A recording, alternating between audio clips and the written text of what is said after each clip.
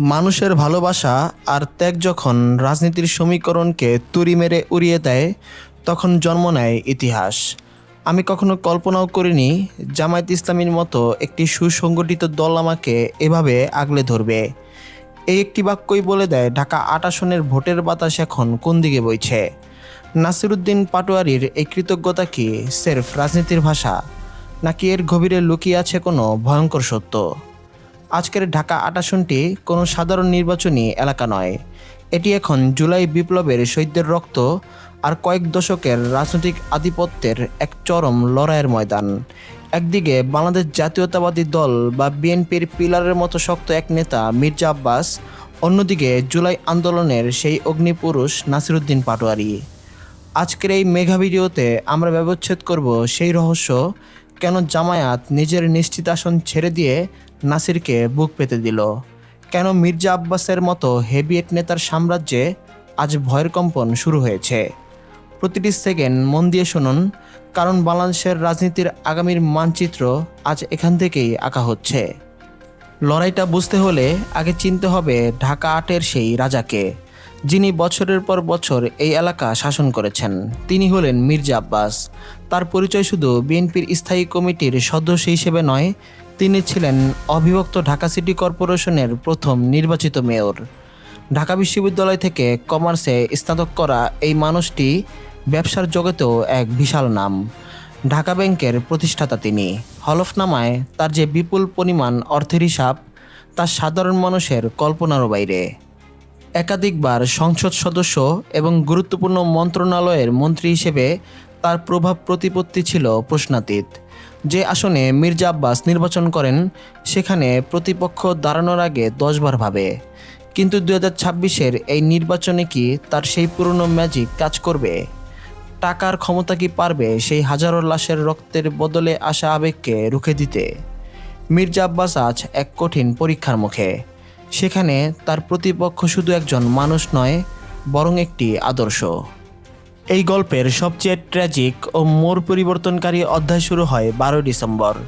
বিজয়নগরের রাস্তায় যখন ইনকিলাব মঞ্চের মুখপাত্র শরীফ ওসমান হাদির উপর অতর্কিত হামলা হলো, তখন কি কেউ জানতো এই মৃত্যুই মির্জা আব্বাসের ঘুম কেড়ে নেবে? গুলিবিদ্ধ হাদিকে ঢাকা মেডিকেল থেকে এভার কেয়ার, সেখান থেকে এয়ার অ্যাম্বুলেন্সে করে সিঙ্গাপুরের মাউন্ট এলিজাবেথ। প্রতিটি মুহূর্ত ছিল উৎকণ্ঠার। অবশেষে 18 ডিসেম্বর যখন হাদির নিথর দেহ দেশে ফিরল, তখন ঢাকা ৮ আসনে শুধু শোকের নয়, ক্ষোভের জনসমুদ্রে পরিণত হলো। রাজনৈতিক বিশ্লেষকরা ভেবেছিলেন শহীদ হাদির পর এই আসনে হয়তো জাবের দাঁড়াবেন, কিন্তু না। পর্দার আড়াল থেকে যখন এনসিপির মুখ্য সমন্বয়ক নাসিরুদ্দিন পাটোয়ারির নাম ঘোষণা করা হলো, তখন সারা দেশের রাজনীতিতে তোলপাড় শুরু হয়ে গেল। নাসির কি পারবেন হাদির দেখানো সেই সাম্য আর ন্যায় বিচারের পথ বাস্তবায়ন করতে? রাজনীতিতে আমরা সাধারণত দেখি ক্ষমতার কামড়াকামড়ি, কিন্তু ঢাকা ৮ দেখালো উল্টো দৃশ্য। জামায়াত ইসলামীর হেভিয়েট প্রার্থী ডক্টর হেলাল উদ্দিন আহমেদ যখন কেন্দ্রীয় নির্দেশে নিজের প্রার্থিতা প্রত্যাহার করে নাসিরুদ্দিন পাটোয়ারিকে সমর্থন দিলেন, তখন সবাই অবাক হয়ে গিয়েছিল। ডক্টর হেলাল তার আবেগঘন পোস্টে লিখেছিলেন, শহীদ হাদির ত্যাগের কাছে এই আসন তুচ্ছ। জামায়াতের এই সাংগঠনিক শক্তি এবং এনসিপির তরুণ প্রজন্মের ক্রেজ যখন একত্রিত হলো, তখন ঢাকা ৮ হয়ে উঠল এক অবেধ্য দুর্গ।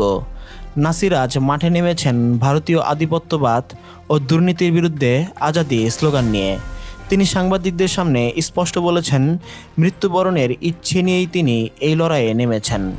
জামায়াতের এই সমর্থন কি মির্জা আব্বাসের জন্য বড় কোনো পরাজয়ের ঘণ্টা বাজাচ্ছে? একসময় গুজব ছড়ানো হয়েছিল নাসিরুদ্দিন পাটোয়ারি সাধারণ মানুষের সঙ্গে মিশতে পারবেন না, কিন্তু মাঠের চিত্র বলছে ভিন্ন কথা।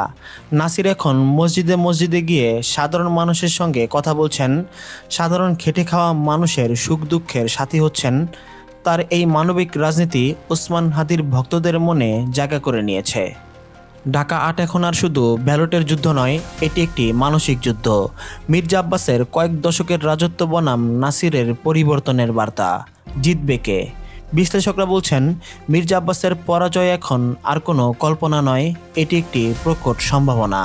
কারণ নাসির শুধু একজন প্রার্থী নন, তিনি এখন জুলাই বিপ্লবের জীবন্ত প্রতীক।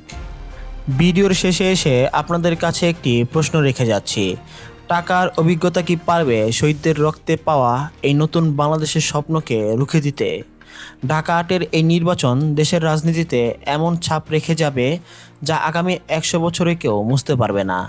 নাসিরুদ্দিন পাটোয়ারির বিজয় কিংবা পরাজয় যেটাই হোক না কেন, জুলাইয়ের চেতনা যে মরেনি তা এই আসনটি আবার প্রমাণ করে দিল।